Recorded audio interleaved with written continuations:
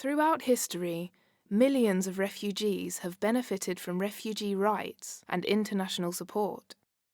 Many owe their lives to the system of international protection.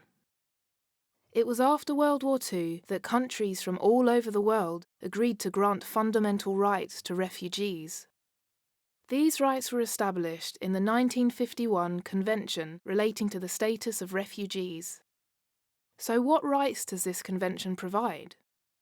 One of its most important principles is that people cannot be sent back to their country of origin if this puts them at risk because of conflict or persecution. This principle is known as non-refoulement. Once they have crossed a border, refugees have the right to remain in safety in another country.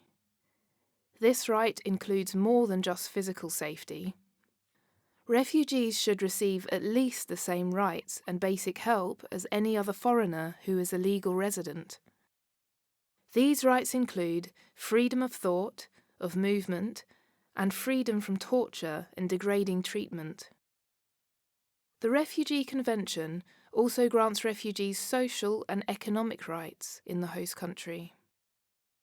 These include the right to work and to access education, the right to provide for themselves and their families, as well as the right to access health services.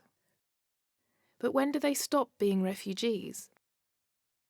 Some will be able to return home if the situation in their country becomes safe again. Those who cannot return remain. They can integrate in their host countries and try to get on with their lives.